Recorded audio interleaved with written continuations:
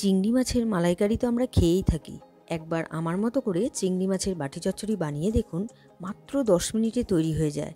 আর খেতে কিন্তু অসাধারণ স্বাদ। আর গরম গরম ভাতের সাথে একদম দুপুরবেলার খাবারটা জমে যাবে। তাহলে আর দেরি না করে ঝটপট রেসিপিটা শুরু করি। ভিডিওটি সম্পূর্ণ দেখুন ও চ্যানেলটি সাবস্ক্রাইব করে বেল আইকনটি প্রেস করুন, যাতে প্রতিটি ভিডিওর নোটিফিকেশন সবার প্রথমে আপনার কাছে যায়।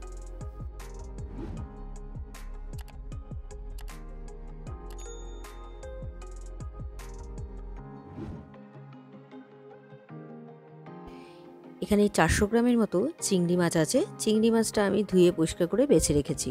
নিয়েছি এখানে আলু লম্বা করে কেটে রেখেছি একটা, আর এখানে বড় সাইজের 2টো পেঁয়াজ কুচি আছে, কাঁচা লঙ্কা আর টমেটো।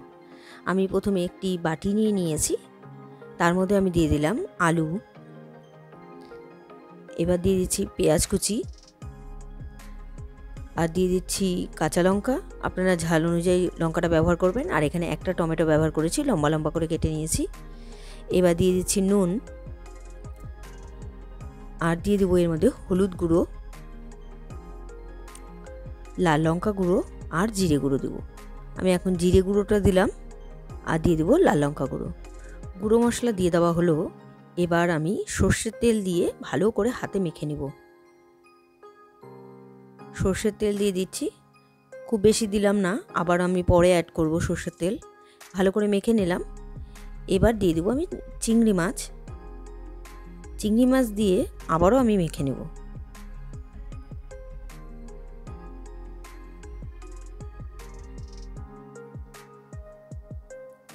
খুব ভালো করে আমি মেখে নিয়েছি।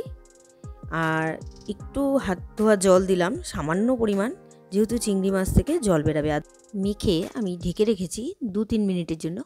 2-3 মিনিট হয়ে গেছে, ঢাকনা খুলে নিলাম। এখনও কিন্তু রান্নাটা বসাইনি। এবার কিন্তু আমি রান্নাটা বসাবো। গ্যাসটা অন করে দিলাম, আর ওপর দিয়ে ঢাকা দিয়ে আমি গ্যাসের ফ্লেমটা কিন্তু মিডিয়াম টু লোতে রেখে দিলাম। 10 মিনিটের জন্য আমি ঢাকা দিয়ে দিলাম। রান্নাটা হচ্ছে। 10 মিনিট হয়ে গেছে, আমি ঢাকনা খুলে নিলাম। দেখুন জল বেরিয়ে গেছে চিংড়ি মাছ থেকে। কোনো রকম কিন্তু আমি জল ব্যবহার করিনি, একদম হাতে কষে একটু জল দিয়েছিলাম, মানে হাত ধোয়া জল। দেখুন আলুটাও খুব ভালো মতন সেদ্ধ হয়ে গেছে। এবার কিন্তু নামানোর আগে আমি সামান্য পরিমাণ সর্ষের তেল আর ধনেপাতা কুচি দিয়ে নামিয়ে নেব। দিয়ে দিলাম সর্ষের তেল, এবার দিয়ে দেবো ধনেপাতা কুচি। ব্যাস আমার রান্নাটা কমপ্লিট। তৈরি হয়ে গেল আজকের রেসিপি। একদমই সহজ, 10 মিনিটে তৈরি হয়ে যায়। আর গরম গরম ভাতের সাথে কিন্তু একদম জমে যাবে এই চিংড়ি মাছের বাটি চচ্চড়ি। রেসিপিটি আপনাদের কেমন লেগেছে অবশ্যই কমেন্ট করে জানাবেন। রেসিপিটি যদি আপনাদের ভালো লেগে থাকে তাহলে ট্রাই করার অনুরোধ রইল। আর ভিডিওটি ভালো লাগলে like, comment, share and subscribe করতে ভুলবেন না। বাই।